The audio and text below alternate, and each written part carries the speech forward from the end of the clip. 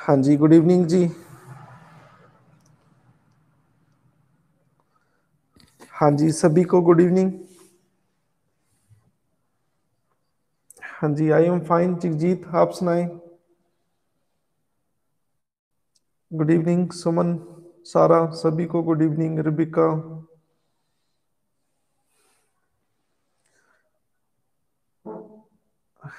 हाँ जी, Manpreet, I am fine. आप सुनाओ, कैसे हो आप?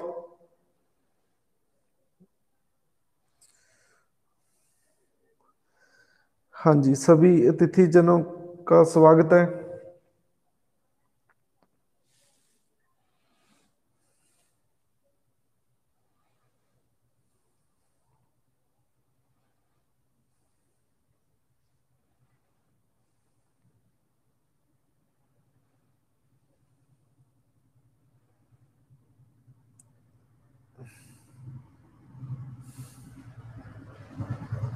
हाँ जी, now I am visible now.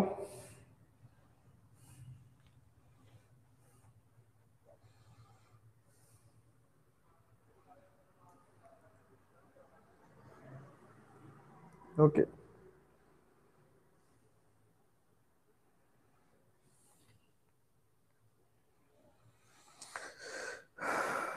चलो। आज बताओ, कोई मिनिस्ट्री करें जहाँ चैप्टर करें गवर्नेंस बुक का, क्या करें? चैप्टर करें गवर्नेंस से या मिनिस्ट्री करें?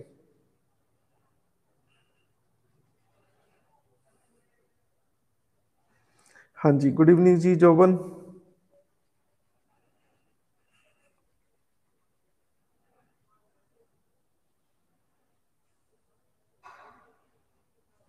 देखो, मिनिस्ट्री भी मैंने सारी करवानी है क्योंकि मिनिस्ट्री से बहुत क्वेश्चन आएंगे।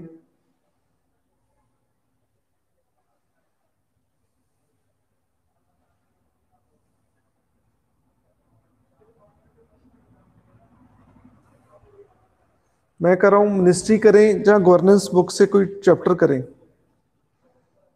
करने तो सभी चीजें ही हैं, पहले कर लो बाद में कर लो। We have to do all these things.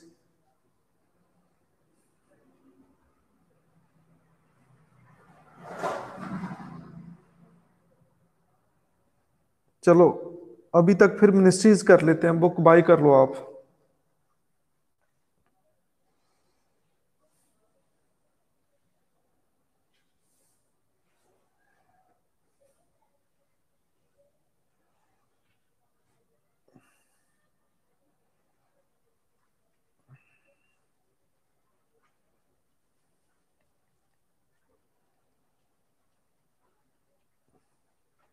चलो, कोई बात नहीं है, थोड़े दिनों में आप बाय कर लेना।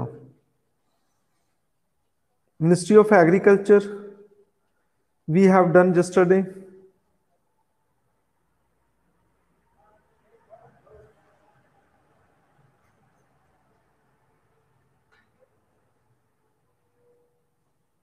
टेस्ट के लिए रिवाइज करें।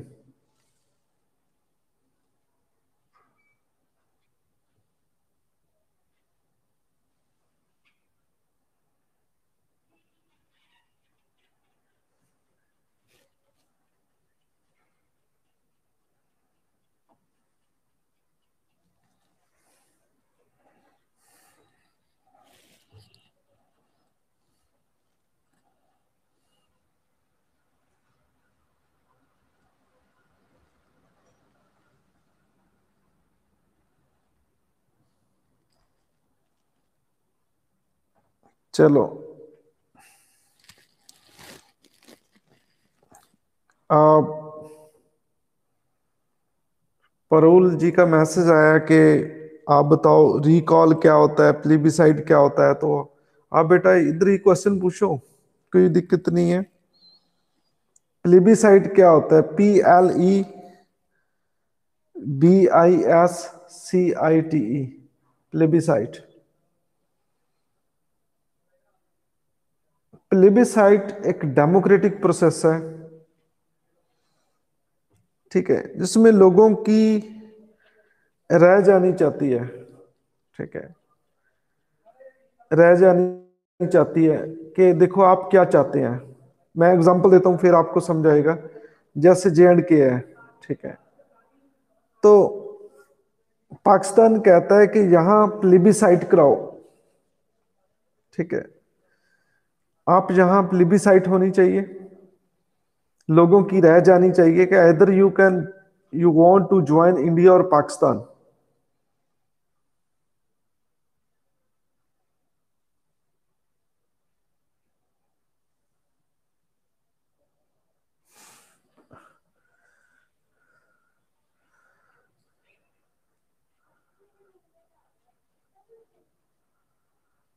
हाँ जी, इधर यू कैन ज्वाइन इंडिया और पाकिस्तान, इसे कहते हैं प्लिबिसाइट, ठीक है।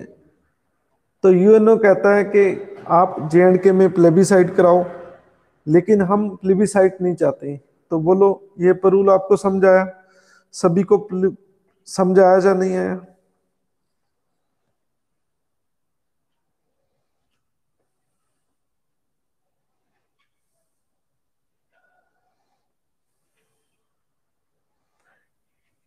ओके। दूसरा इन्होंने क्वेश्चन पूछा है रिकॉल, कि रिकॉल क्या होता है। रिकॉल होता है वापस बुलाना, ठीक है। आप जो एमएलए एमपी चुनते हैं, ठीक है, तो कुछ देशों में ऐसा सिस्टम है कि जो वो आपकी बात नहीं मानते, तो आप उसे वापस बुला सकते हो कि आप देखो, आप एमपी एमएलए नहीं है, ठीक है, तो आप लोगों की वेलफेयर नहीं कर रहे, तो ये रिकॉल होता है। Recall means end their term, to end their term, ठीक है।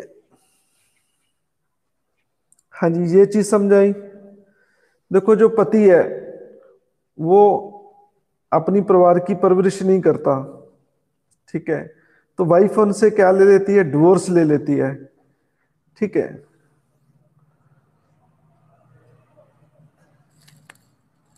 ठीक है, तो ये चीज समझे, इसे रिकॉल कहते हैं। रिकॉल क्या होता है, वापस बुला लेना, ठीक है। जैसे आपको पढ़ने के लिए मान लो भेज दिया, ठीक है, किसी शहर में, तो आप जाके वहां पढ़ नहीं रहे, ठीक है, तो आप सारा दिन टाइम वेस्ट करते हो, यारों दोस्तों के साथ घूमते हो, ठीक है, तो आपको घर वाले वापस बुला लेंगे, बेटा रहने दो पढ़ने, ठीक है, रहने दो, कोई बात नहीं, कोई जरूरत नहीं है पढ़ने की, ठीक है, तो ये है रिकॉल। ये चीजें समझ आई। चलो आज क्वेश्चन आंसर ही करते हैं, ठीक है।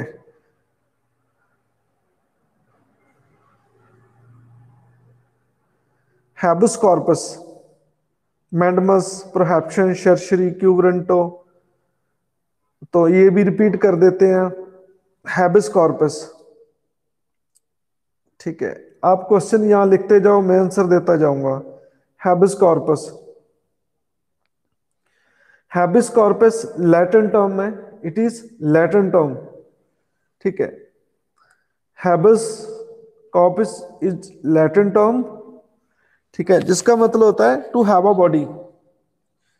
देखो पुलिस किसी व्यक्ति को निजायज पकड़ लेती है, डिटेंशन कर लेती है उनकी, तो उनको छुड़वाने का ये एक रिट है। आप सुप्रीम कोर्ट आर्टिकल 32 और 226 आप हाई कोर्ट अप्रोच कर सकते हैं, और वहां से सुप्रीम कोर्ट और हाई कोर्ट से एक वारंट ऑफिसर जाता है उनको छुड़वाने के लिए,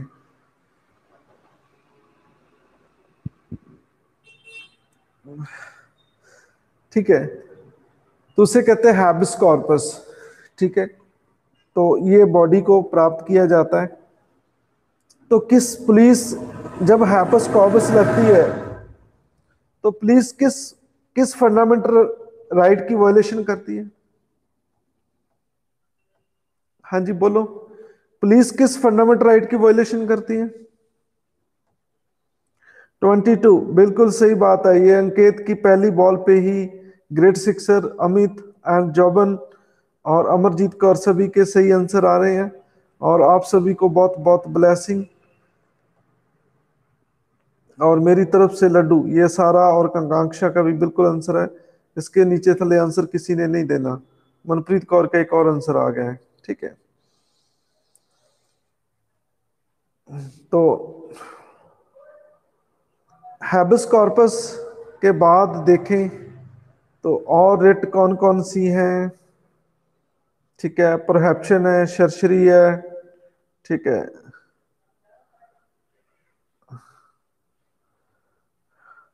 हाँ जी, मैडमस, MENDAMUS, मैडमस।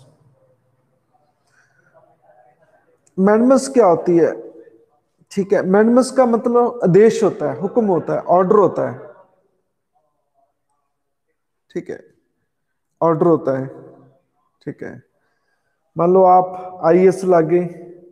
ठीक है, आईएएस लागे। ठीक है, मैं आपको एक एग्जांपल देता हूं। ठीक है, तो आपको एसडीएम लगाया गया है कुछ समय के लिए, सब डिवीजन मजिस्ट्रेट। आपके वहां एक लड़की जॉब करती है, क्लर्क है मान लो आपके ऑफिस में। उन्होंने आपसे मैटरनिटी रिलीफ मांगा, मैटरनिटी छुट्टियां मांगी। ठीक है, तो आप कह रहे हैं देखो आपका काम कर देंगे, 2 दिन रुको, 4 दिन रुको, 6 दिन रुको, 8 दिन रुको, कोई बात नहीं है। ठीक है, मिल जाएगी छुट्टी, लेकिन आप उनको छुट्टी नहीं दे रहे। तो वो हाई कोर्ट और सुप्रीम कोर्ट जाएगी। ठीक है, और वहां आपको सुप्रीम कोर्ट बोलेगी कि आप जिस ओहदे पे बैठे हैं तो आप अपनी ड्यूटी क्यों नहीं निभा रहे, why are you not performing your duty. ठीक है, तो वो आपको मैंडमस आदेश देंगे। ठीक है, जब भी आपको लव लेटर आएगा सुप्रीम कोर्ट से, सॉरी लव लेटर नहीं मतलब ऑर्डर आएगा, ठीक है, तो आपको नींद नहीं आएगी। ठीक है, तो ऐसा लेटर आप देख के, ठीक है, तो आप तुरंत उसे छुट्टी दे देंगे, कोई बात नहीं है। ठीक है, आप जितनी छुट्टियां लेके जा रहे हो फिर भी ना आना, कोई दिक्कत नहीं, आपकी सैलरी आपको घर बैठे मिलती रहेगी। तो ये होता है मैंडमस। बोलो ये चीज समझ आई या नहीं आई?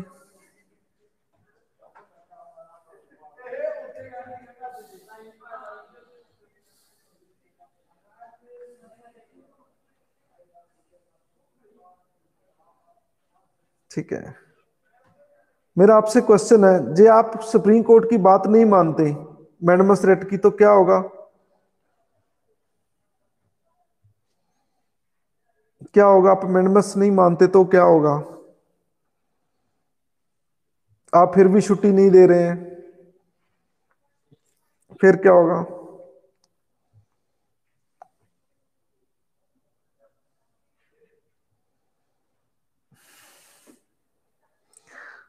फिर क्या होगा?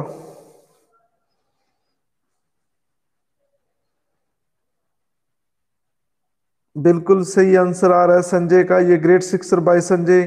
Court of contempt, court of contempt, बिल्कुल सही कह रहे हैं आप। सभी को बहुत बहुत ब्लेसिंग मेरी तरफ से लड्डू। बस कोर्ट ऑफ में कंटेम्प्ट में 6 मंथ की सजा होती है। 6 मंथ ऐसे निकल जाएंगे जैसे कोई, वैसे कोई घूमने जाता है शिमले शिमले जहाँ, और कोई कुल्लू मनाली। ठीक है, तो 6 मंथ आप जेल में एंजॉय करेंगे पूरा। ठीक है।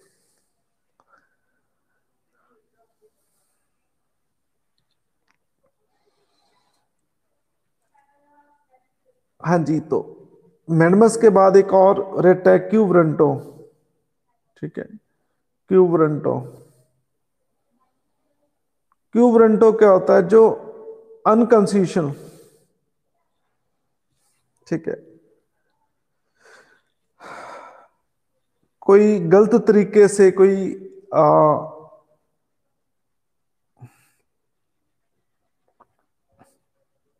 गलत तरीके से कोई किसी पोस्ट पे कोई अथॉरिटी, पब्लिक अथॉरिटी को हथिया लेता है, किसी जॉब पे आ जाता है, जहाँ किसी पोस्ट पे आ जाता है, लेकिन लॉ मुताबिक वो फंडामेंटल राइट के अगेंस्ट होता है। ठीक है, मैं एग्जांपल देता हूँ, ऐसे समझ नहीं आएगा आपको। जैसे मान लो कोई जॉब निकाली है, ठीक है, उसमें किसी के कम मार्क्स है, उनको रख लिया, आपको नहीं रखा, तो आप क्यों ब्रंटो रिट लाएंगे सुप्रीम कोर्ट और हाई कोर्ट से। ठीक है, तो जो भी व्यक्ति गलत तरीके से लगा है, कम मार्क्स वाला लगा है, उनको हटा दिया जाएगा और आपको लगा दिया जाएगा, जो नेक्स्ट बनता है, जो भी बनता है। ठीक है, तो कोई गलत तरीके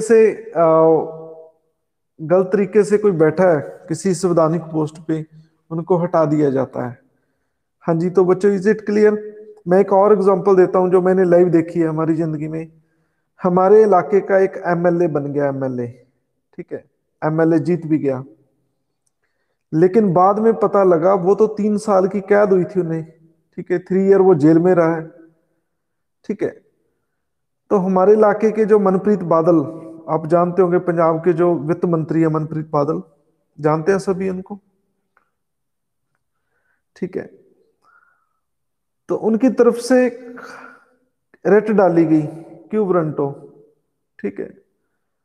तो उनसे रेट डाली गई कि देखो भाई, लॉ ये कहता है कि जिसको 2 साल की सजा है वो एमएलए नहीं रह सकता, ठीक है। तो ये यूपीएससी में भी क्वेश्चन आया था ये, ठीक है। तो नहीं रह सकता, ठीक है। तो वो क्यू ब्रेंटो रेट से उसे हटा दिया गया था, ये बहुत साल पहले की बात है, ठीक है। तो क्यू ब्रेंटो इज क्लियर। और एक है परहैप्शन, और एक है शर्शरी, CERTIT, और शर्शरी। ये दोनों में क्या फर्क है? चलो मैं एक क्वेश्चन पूछना चाहता हूं, जो क्यू ब्रेंटो है वो किस आर्टिकल की वायलेशन है, किस फंडामेंटल राइट की वायलेशन है, वो के अगेंस्ट वो काम करती है क्यू ब्रेंटो, किस फंडामेंटल राइट की वायलेशन होती है, किस फंडामेंटल राइट की वायलेशन होती है तो क्यू ब्रंटो रेट लगती है? किस फंडामेंटल राइट की वायलेशन से? तो ये great sixer by Amit, article 16, बिल्कुल सही कह रहे हैं आप अमित, ग्रेट सिक्सर बाई हो। अमित, आपको बहुत बहुत ब्लेसिंग और मेरी तरफ से लड्डू मिलते हैं आपको, बहुत अच्छी ढंग से आप सोच रहे हो। अमित, लगता है मेरी बात भी हुई है आपसे, ठीक है, ओके। आप कहां से हो?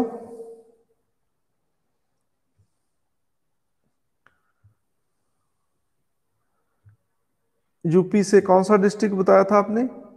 रामपुर, रामपुर, हाँ जी, हाँ जी, हाँ जी, good good good, well done. परहैप्शन और शर्शरी, परहैप्शन होता है जब कोई छोटी कोर्ट, हाई कोर्ट के नीचे छोटी कोर्ट क्या होती है, डिस्ट्रिक्ट कोर्ट, लोअर कोर्ट, जब कोई फंडामेंटल राइट का केस ले लेती है लेकिन वो ले नहीं सकती, ठीक है, लेकिन वो ले नहीं सकती, ठीक है। मैं एग्जांपल देता हूं फिर आपको समझ आएगा, ठीक है। मान लो मैं डॉक्टर हूं, ठीक है, मैं हार्ट का डॉक्टर हूं, ठीक है, एक हॉस्पिटल में, ठीक है, मैं हार्ट का डॉक्टर हूं, ठीक है। तो मैं जिले में डॉक्टर हूं, डिस्ट्रिक्ट में, किसी डिस्ट्रिक्ट में लगाऊं। तो आप तहसील में डॉक्टर हैं लेकिन आप मेडिसिन के डॉक्टर हैं, मेडिसिन की, ठीक है, मेडिसिन के डॉक्टर हैं। तो आपके पास हार्ट का पेशेंट आता है, ठीक है। तो या तो आप मेरे पास भेजेंगे क्योंकि मैं हार्ट का स्पेशलिस्ट हूं, ठीक है, या आप क्या करेंगे कि मुझे पता चलता है, ठीक है, होता नहीं है ऐसा डॉक्टर को कोई सिरदर्दी ले, ठीक है, लेकिन मैं समझाने का तरीका है ये। तो मैं आपसे कहूंगा कि देखो आप इस पेशेंट को मत देखो, तो मेरे पास रेफर कर दो। तो यही केस शर्शरी और प्रोहेप्शन में है। बोलो ये चीज समझाई ना नहीं आई? प्रोहेप्शन में अभी तक ट्रीटमेंट नहीं हुआ होता, ठीक है, तो हार्ट का डॉक्टर उन्हें बुला लेता है अपने पास, तो इसे कहते हैं प्रोहेप्शन, ठीक है। लेकिन जब उसने ट्रीटमेंट कर दिया उसके बाद, मतलब कोई जजमेंट आ गई, कोई डिक्री आ गई, उसके बाद केस को लेते हैं, तो फिर वो क्या होती है रेट, शर्शरी, ठीक है, जजमेंट के बाद, लेकिन उस पर स्टे लग जाता है, ठीक है, तो वो दोबारा से मैटर देखा जाता है if there is case of fundamental violation. हाँ जी, तो ये क्लियर है सबको? और कोई क्वेश्चन पूछे?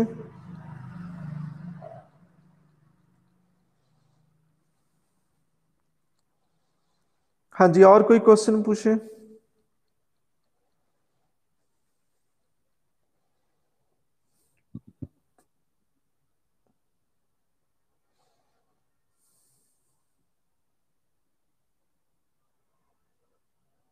सुमोटो क्या होता है? देखो, मैं हाई कोर्ट का जज हूं, ठीक है, हाई कोर्ट का जज हूं।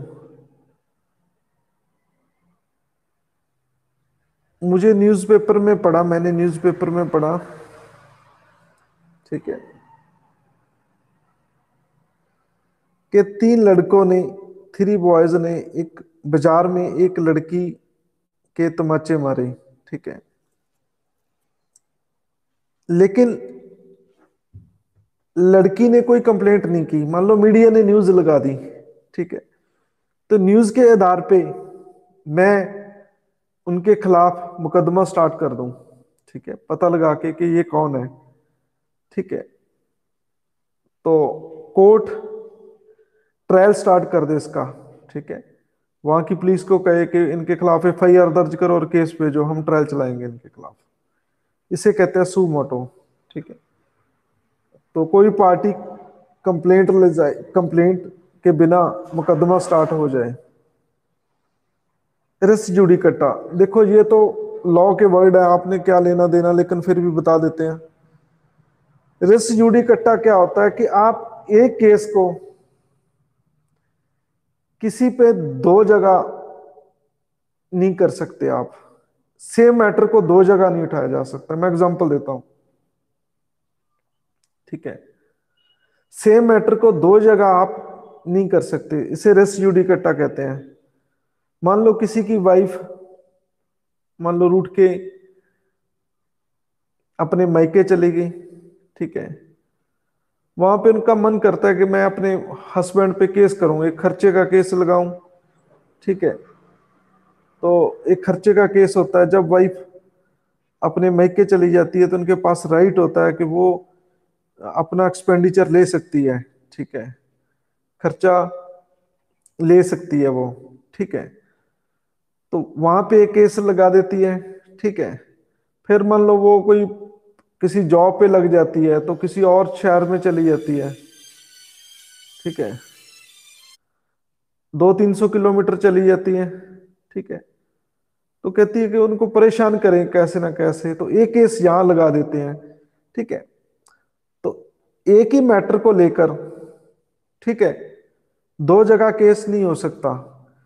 जहां एक मैटर को मान लो कोर्ट उनकी कंप्लेंट को रिजेक्ट कर देती है तो सेम मैटर किसी और कोर्ट में नहीं ले जाया जा सकता, तो उसे कहते हैं रेस जुडिकटा। हाँ जी, क्लियर है रेस जुडिकटा? हाँ जी, बोलो।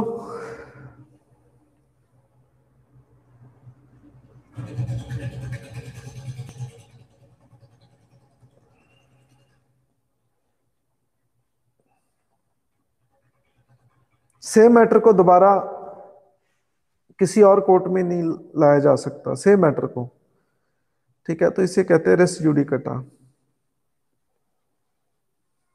हाँ जी, और कोई क्वेश्चन?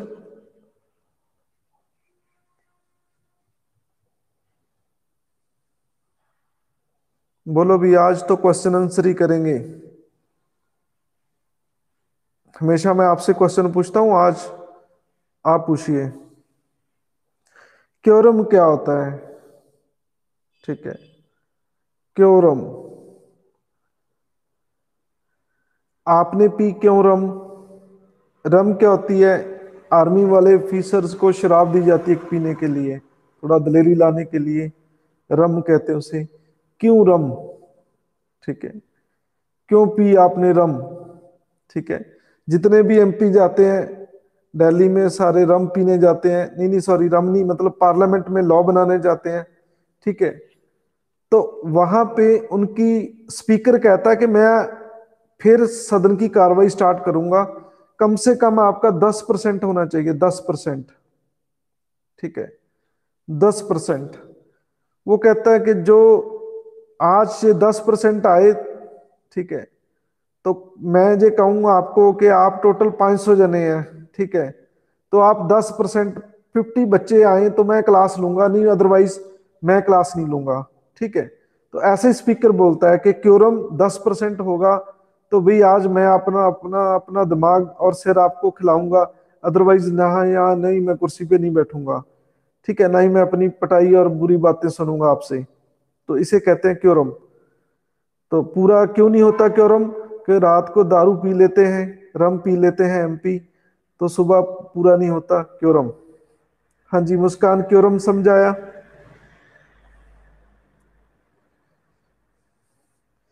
क्यों पी रम, पूरा नहीं हुआ क्योरम।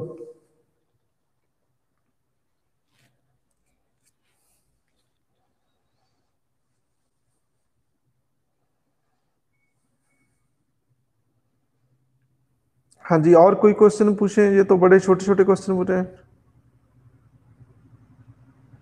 आर्टिकल 358 एंड 359, तो ये इमरजेंसी से रिलेटेड है, आप सबको पता ही है।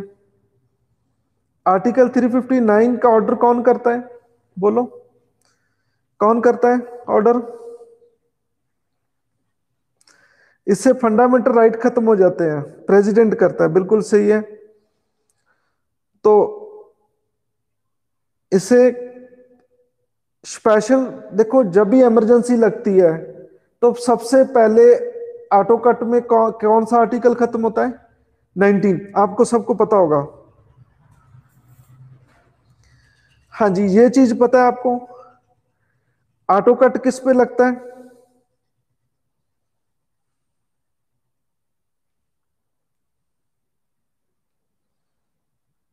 ठीक है, 19, सबसे पहले 19 खत्म होता है, ठीक है।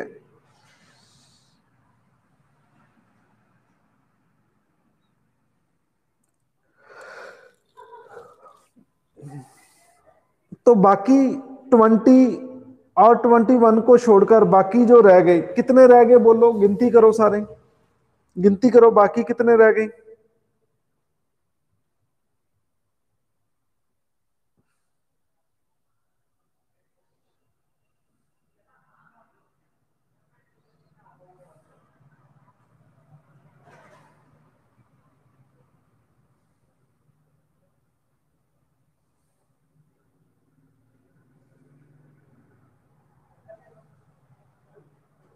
बाकी कितने राइट रह गए? अरे भाई गिनती नहीं कर सकते आप, 12 से लेके 35 तक है, 12 तो 35 तक है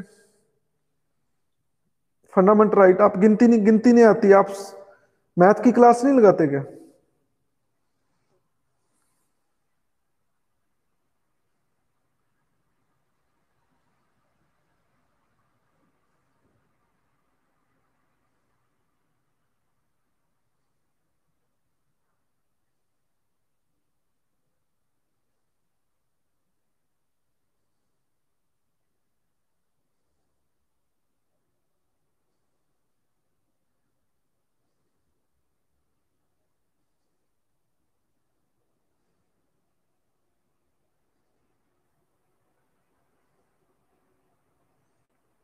कमाल होगी भाई, अभी तक आपने गिनती नहीं की, काउंटिंग नहीं की।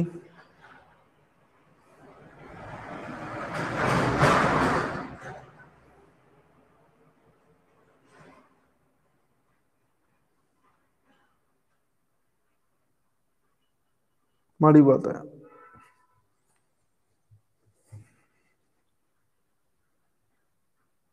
अरे भाई क्या कर रहे हो आप? गलत है सभी का। फंडामेंटल राइट कितने हैं? ठीक है, 12 से लेके 12 टू 35 तक है, ठीक है। 12 निकाल दो, 35 निकाल दो, दो ये निकाल दो, कितने रह गए? 35 से 12 निकालो, एक और निकाल दो, तो कितने रह गए? 22, ठीक है। तो 22 से 2 ये निकाल दो, 20 और 21, ठीक है, 20 और 21, ठीक है। तो कितने रह गए? 20। बाकी सभी को सस्पेंड करने के लिए आर्टिकल 358 आता है, sorry 359। President special special proclamation के साथ इनको खत्म करता है।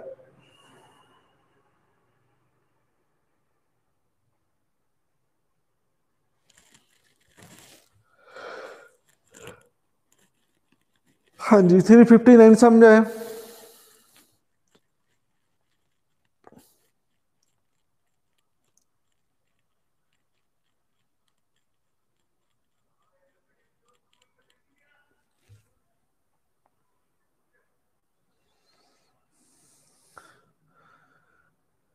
चलो मैं बताता हूं आपको।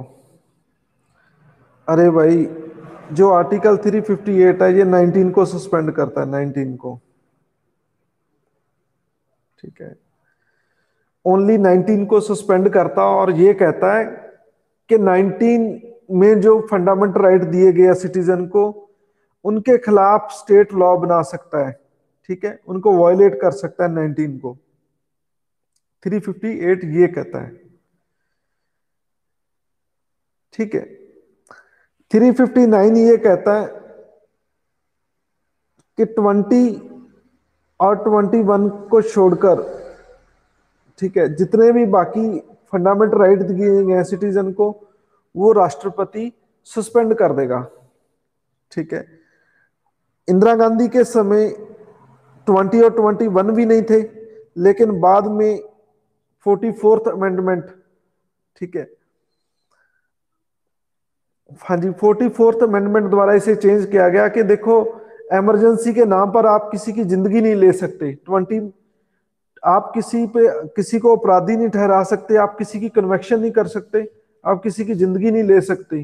तो 20 और 21 को छोड़कर बाकी सब इमरजेंसी में सस्पेंड किए जा सकते हैं। तो ये आर्टिकल 358 और 359।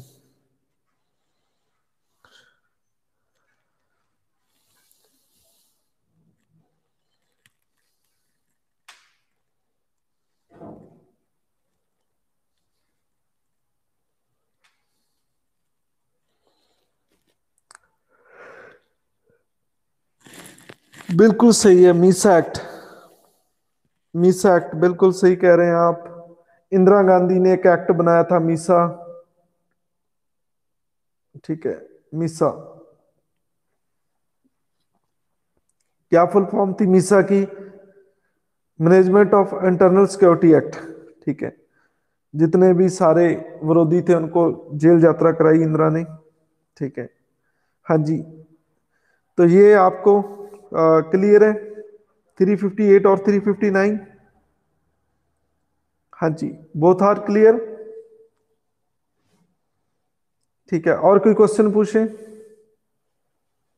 मैं आपको रोज क्वेश्चन पूछता हूं, आज आपका दिन है, आप मेरे से क्वेश्चन पूछेंगे। आज आपने मेरा टेस्ट ले रहे हो। ठीक है, आज आपने मेरे को चेक करना है।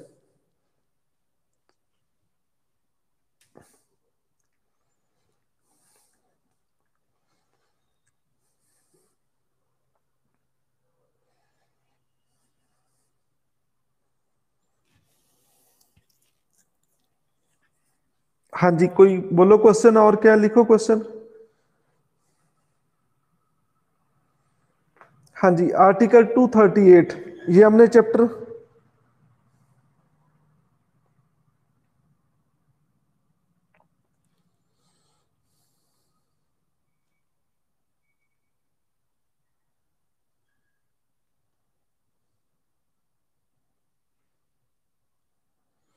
हाँ जी, तो आर्टिकल 238 क्या है?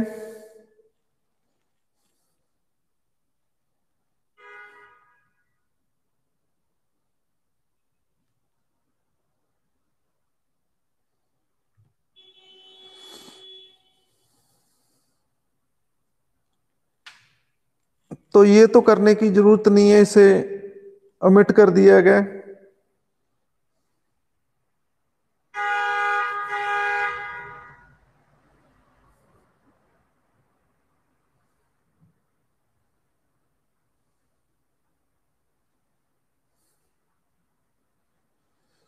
हाँ जी, 1956 में स्टेट रीऑर्गेनाइजेशन एक्ट बना था। ठीक है, तो इंडिया को दोबारा रीऑर्गेनाइज किया गया था। ठीक है, कितने स्टेट बने थे? 14। ठीक है, तो सेवन्थ अमेंडमेंट से 238 को अमिट कर दिया था।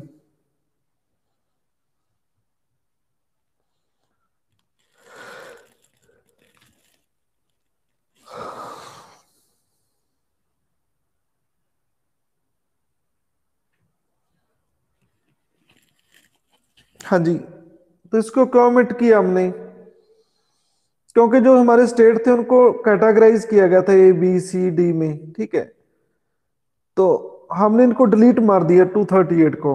ठीक है, किस किस प्रोविजन के तहत इनको कैटेगराइज किया गया था ABCD में? हाँ जी, किस प्रोविजन के तहत इनको कैटेगराइज किया गया था ABCD में?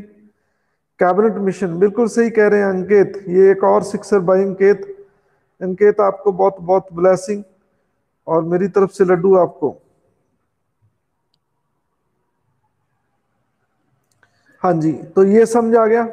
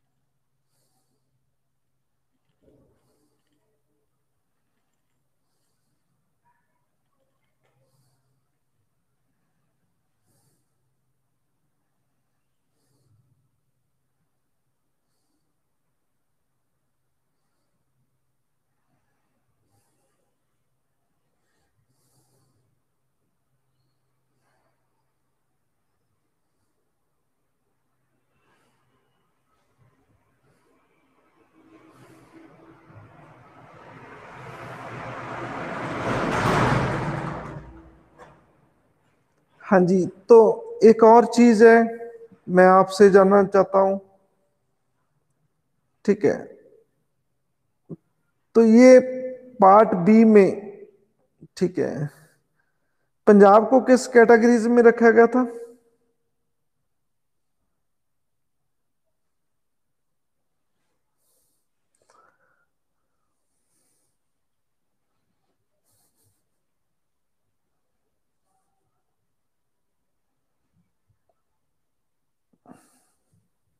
देख लो भाई, ए में था या बी में था?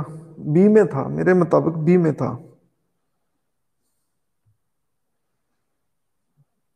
हाँ जी, मैंने बी बोला तो सभी का बी आ गया।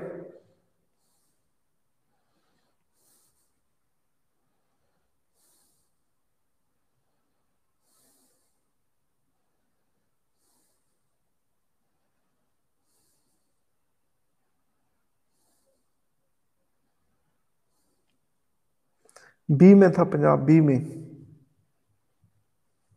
ठीक है,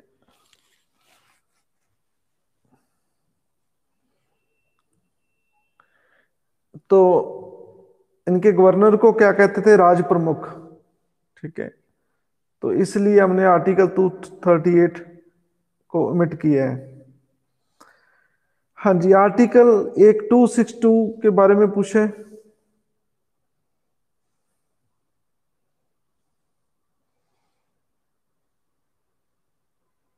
ये सेंटर स्टेट रिलेशन में है ये।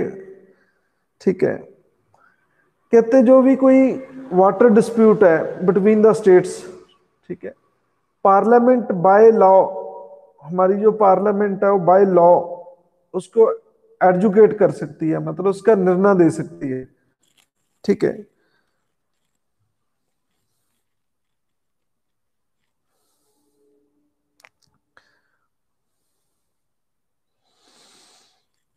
तो कहते हैं कि सुप्रीम कोर्ट या हाई कोर्ट उसमें इंटरफियरेंस नहीं करेगी। ठीक है, पार्लियामेंट बाय लॉ उसका एडजुकेट कर सकती है। हाँ जी, ये चीज क्लियर है सबको?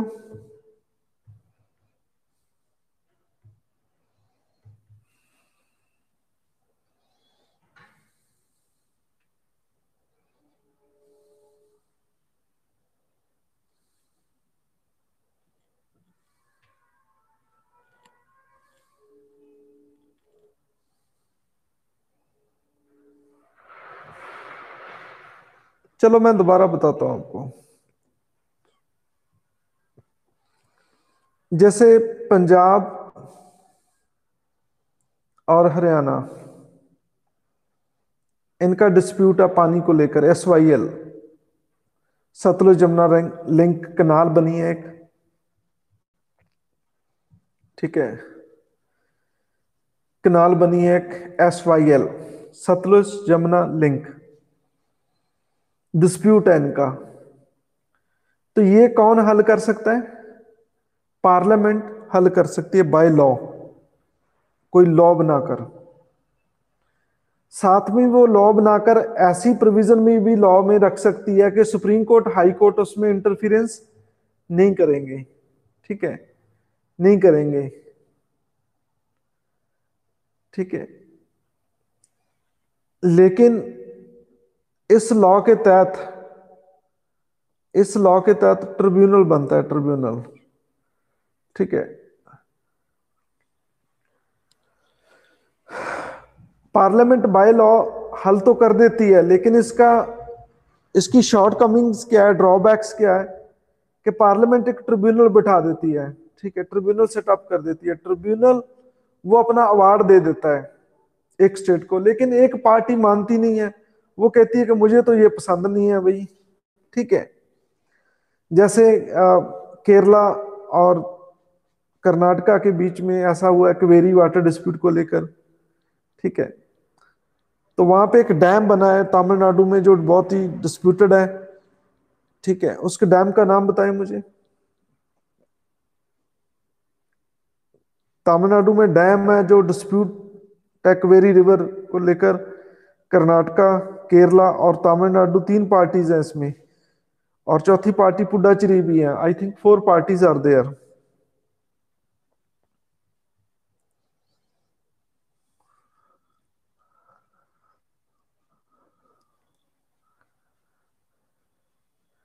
मुल्ला प्रयार,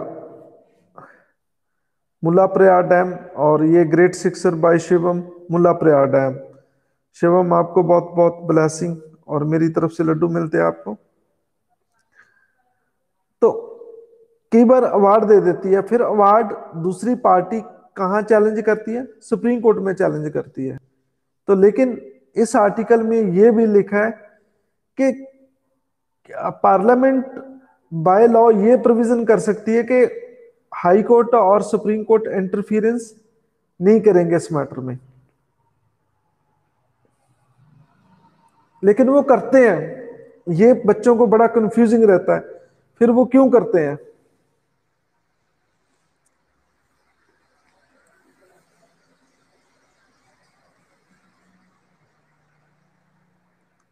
हाँ जी, मेरा आपसे क्वेश्चन है कि वो करते हैं, फिर ऐसा क्यों है? ऐसा क्यों है? आप बताओ। ये तो बहुत कंफ्यूजिंग है कि नहीं कर सकते, लेकिन फिर भी वो कर रहे हैं। ये तो कोई बात ना हुई, ठीक है। ये तो बात हजम ही नहीं आई, लगता है एसिड का कैप्सूल लेना पड़ेगा।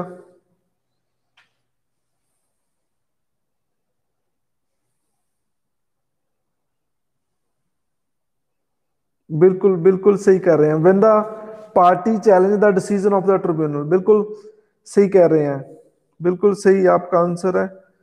तो जब इसी एक पार्टी को डिसीजन पसंद नहीं आता, ठीक है, हाँ जी, तो ये चीज समझ आ गई। आप जितने भी डिस्प्यूट है, यूपीएससी बहुत फैन है यही क्वेश्चंस का, ठीक है।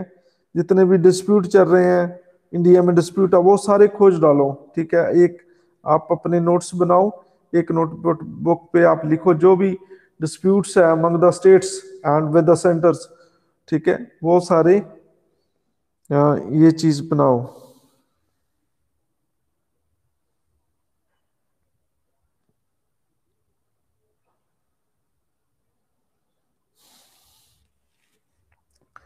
तो ये सबको क्लियर है।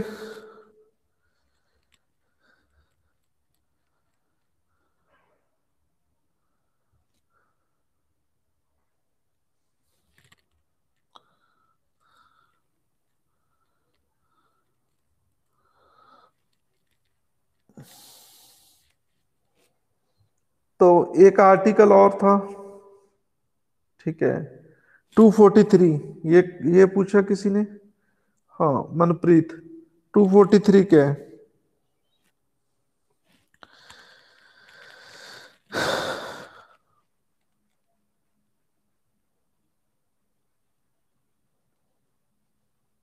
तो यहाँ पंचायत की डेफिनेशन दी गई है, ठीक है। डिस्ट्रिक्ट क्या होता है स्टेट में? डिस्ट्रिक्ट मीन्स डिस्ट्रिक्ट होता है। और ग्राम सभा, इसमें ग्राम सभा के बारे में बताया है, ठीक है। ग्राम सभा क्या होता है? ग्राम सभा पता है किसी को? मैंने कराया आपको। ग्राम सभा क्या होता है? ग्राम सभा क्या कहते हैं ग्राम सभा को?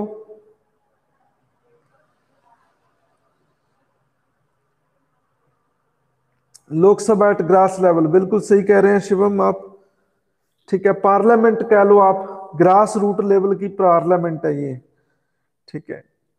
तो गांव की ये पार्लियामेंट है, ठीक है। सारे गांव के वोटर इसका पार्ट होते हैं, ठीक है।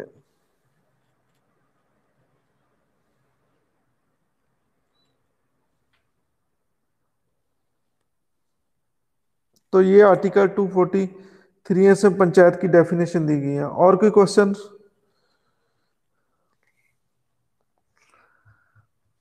मेरा आपसे क्वेश्चन है, 2021 में किन किन स्टेट्स में इलेक्शन होने जा रहे हैं? इलेक्शन हो रहे हैं कुछ स्टेट्स में, मैं पूछ लेता हूं आपसे क्वेश्चन।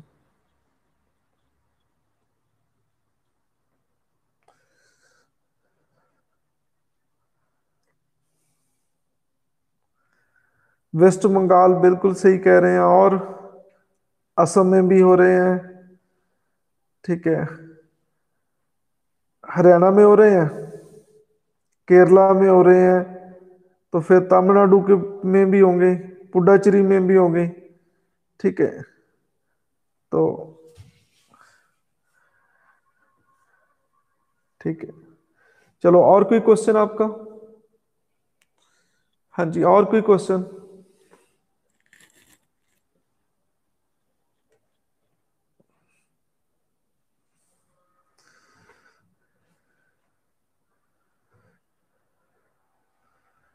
हाँ जी, सिटीजनशिप लूज कैसे होती है? ठीक है, एक तो आप बाहरले देश की सिटीजनशिप ले सकते हो, ये आर्टिकल 9 है, ठीक है। आप कनाडा में गए, ठीक है, तो वहां पे आपका अच्छा दिल लगा, ठीक है।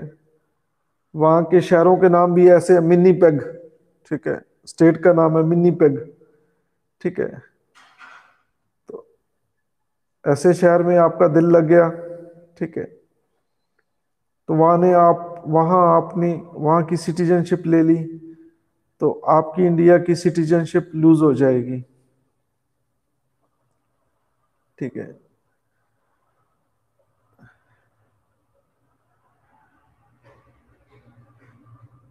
रीनंसिकेशन,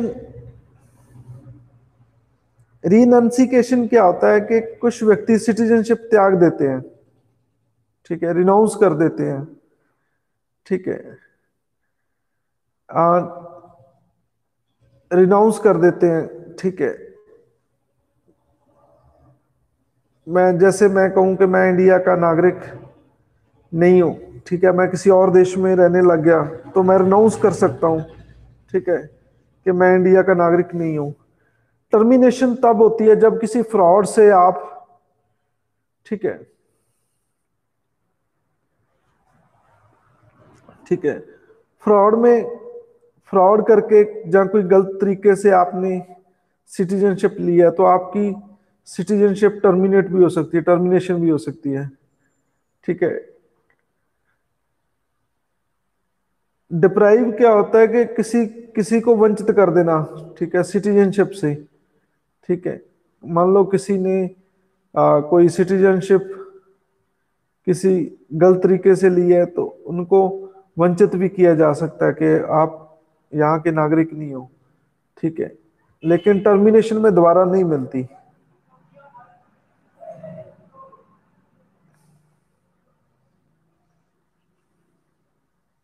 देखो, वॉर के समय रिनंसिकेशन नहीं हो सकती।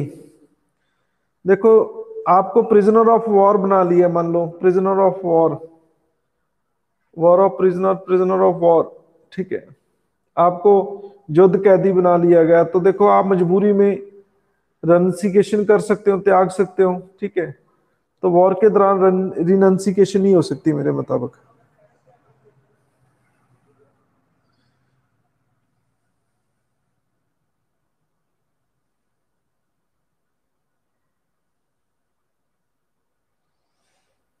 देखो, बच्चे भी रिनंसिकेशन नहीं कर सकते।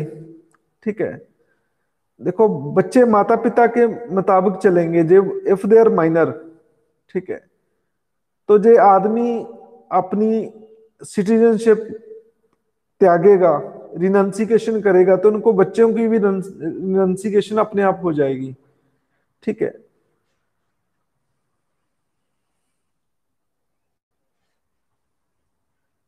ठीक है, बच्चों बच्चों की भी रिनंसिकेशन अपने आप हो जाएगी, क्योंकि माइनर है वो खुद तो डिसीजन ले नहीं सकते। ठीक है, वो डैडी डैडी जैसे कहेगा डैडी, और डैडी के फैसले से भी उनको मानना पड़ेगा।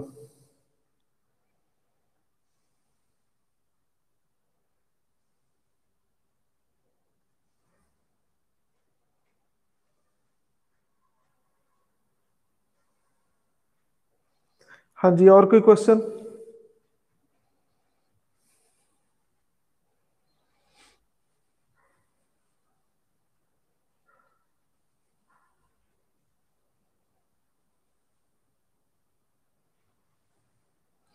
देखो, डिप्राइव क्या होता है, किसी का राइट कुछ समय के लिए खो लेना। ठीक है, तो उसे डिप्राइव कहते हैं। ठीक है, टर्मिनेशन का मतलब होता है कि आपको चीज दोबारा नहीं मिलेगी किसी भी हालत में। ठीक है।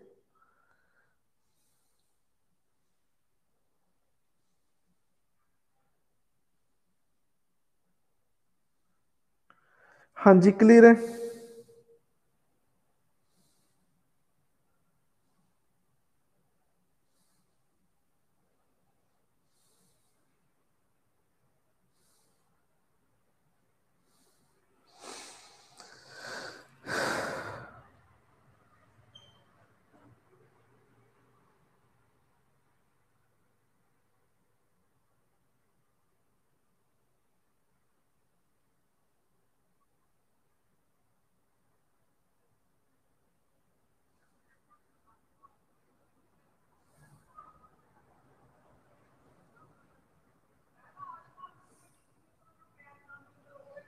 देखो, मैं आपको एग्जांपल देता हूं।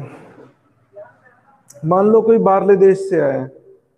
ठीक है, वो यहाँ सरकार ने कहा है कि जो भी 7 ईयर यहाँ तक रह रहा है, 7 ईयर से, तो हम उसको सिटीजनशिप देंगे। ठीक है, लेकिन वो कम समय से रह रहा था, 5 ईयर से। ठीक है, तो बाद में पता चलता है कि वो कंडीशन वो पूरी नहीं करता, तो उनको डिप्राइव कर देंगे कुछ समय के लिए कि आप नागरिक नहीं हो हमारे देश के, आपने हमें मिसगाइड करके ये ली है, मतलब।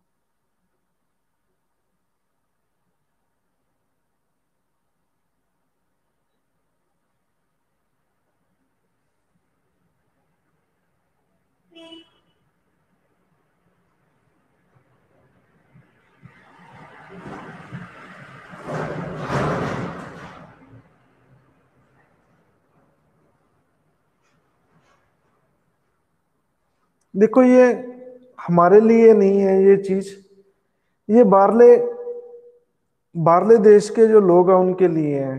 ठीक है, मान लो एक कनाडा का एक सिटीजन इंडिया इंडिया की सिटीजनशिप ले सकता है, वैसे हो नहीं सकता, मान लो आप। ठीक है, मान लो हमारी नागरिकता उन्हें मिल गई, लेकिन बाद में बाद में वो घूमने गया किसी देश में, तो वहां पे उनको इम्प्रिजनमेंट होगी। ठीक है, तो हम उसको डिप्राइव कर देंगे कि देखो आप हमारे नागरिक नहीं हो। ठीक है, तो ये चीज है, मतलब क्लियर है शिवम जी?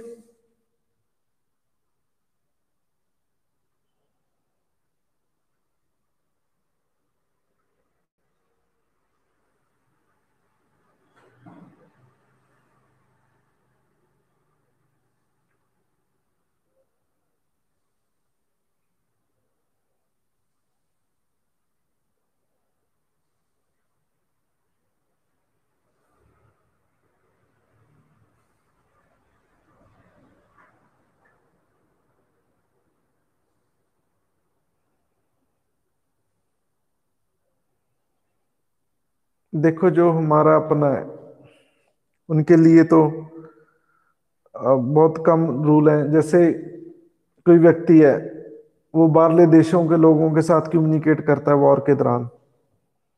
ठीक है, मैं आपको एग्जांपल देता हूँ, फिर आपको समझाएगा। मान लो कोई व्यक्ति है, उसका नाम गंडा सिंह है। ठीक है, रहने वाला कहाँ है? पाकिस्तान करता है। ठीक है, पाकिस्तान लोगों के साथ बात करता है। ठीक है, तो उनकी सिटीजन भी डिप्राइव हो सकती है। बोलो ये पॉइंट समझा है या नहीं है? हाँ जी, ये चीज क्लियर है।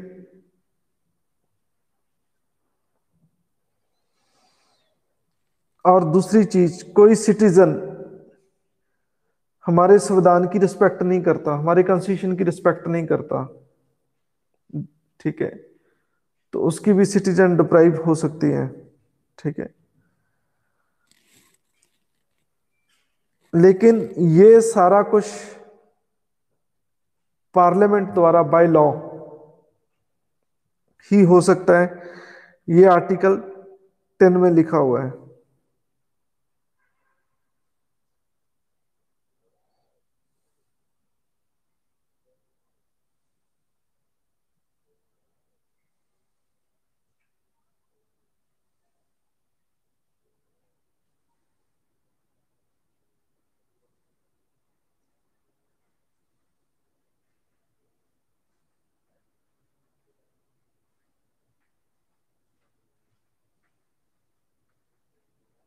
हाँ जी, क्लियर है ये चीज?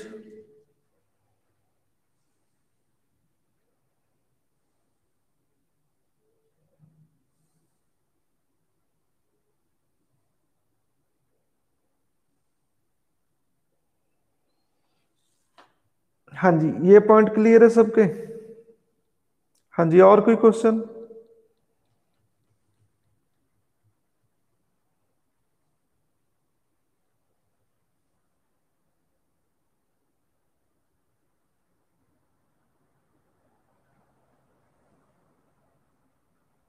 हाँ जी, बोलो और कोई क्वेश्चन,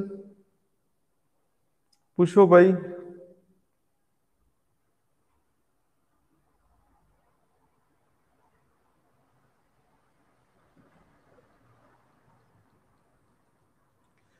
चलो, why formation of new states not need special majority. देखो, पार्लियामेंट ने अपने पास शक्ति रखी है। ठीक है, स्टेट को इतनी शक्ति दे दो तो वो शक्तिमान बन जाएंगे। तो पार्लियामेंट ये चाहती है, सेंट्रल गवर्नमेंट, यूनियन गवर्नमेंट ये चाहती है कि जो देश की शेप है वो हम निर्धारित करेंगे। स्टेट को इतनी शक्ति दे दी तो देश के टुकड़े टुकड़े हो जाएंगे। ठीक है, तो इसलिए स्पेशल मेजोरिटी की जरूरत नहीं है, कोई नया स्टेट बनाना है। ठीक है, तो फिर हमें बहुत दिक्कत हो जाएगी।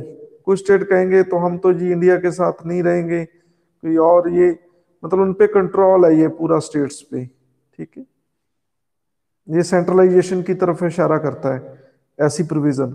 सेंट्रलाइजेशन क्या होता है कि सारी शक्ति सेंटर के हाथ में, एक एक एक ही जगह सारी शक्ति होना। तो मुस्कान का क्वेश्चन है ओसीआई क्या होता है। चलो आप आंसर करो भी, ओसीआई क्या होता है।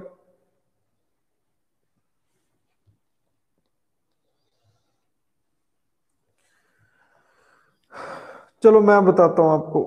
ओवरसीज सिटीजन ऑफ इंडिया कहते हैं जो बाहरले देश काम करने के लिए गए हैं। ठीक है, तो एनआरआई भी उसे कहते हैं। ठीक है, तो लेकिन है इंडिया मूल के, तो वहां उनके बच्चे हो गए उस धरती पे, तो उन्हें कहते हैं PIO, person of Indian origin.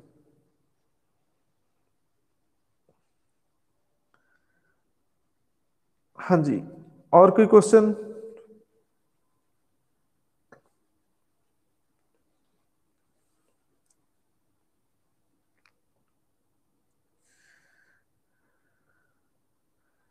हाँ जी, और कोई क्वेश्चन।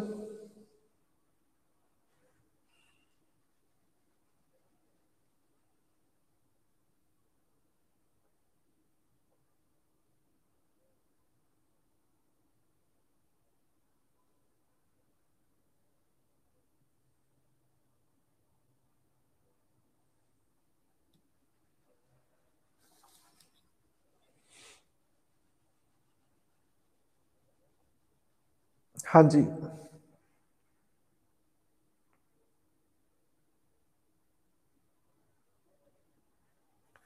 देखो पीआईओ क्या होता है। ठीक है, मैं एग्जांपल देता हूँ। जैसे मैं कनाडा गया हूँ, तो मैं क्या हूँ, एनआरआई हूँ, काम के लिए गया हूँ वहां पे। ठीक है, ठीक है, तो मुझे क्या कहेंगे, एनआरआई। ठीक है, तो वहां जाके मान लो सपोज, लेकिन हम दो, हमारे तो दो ही बच्चे हैं। मान लो एक तीसरा बच्चा वहां पे हो गया कनाडा में। ठीक है, तो वो क्या होगा, पर्सन ऑफ इंडियन ओरिजिन, उसे कहते हैं पीआईओ। हाँ जी, और कोई क्वेश्चन।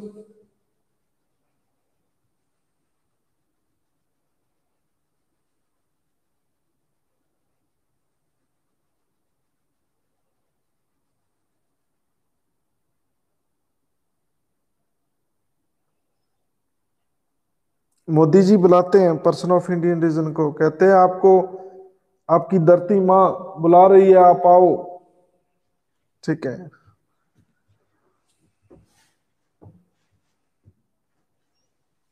हाँ जी, और कोई क्वेश्चन पूछें।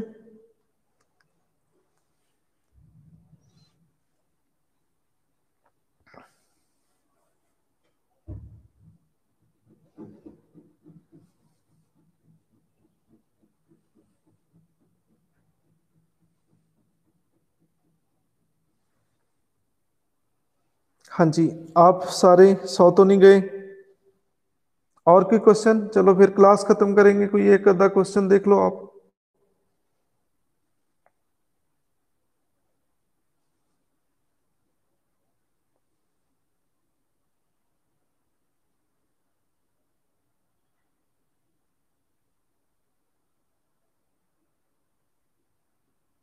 चलो बहुत है आज का, इतना ही काम। चलो कोई भी क्वेश्चन हो तो आप मुझे एसएमएस करें। ठीक है, मैं आपका आंसर दूंगा। चलो गुड नाइट। हाँ जी, फिर मिलेंगे।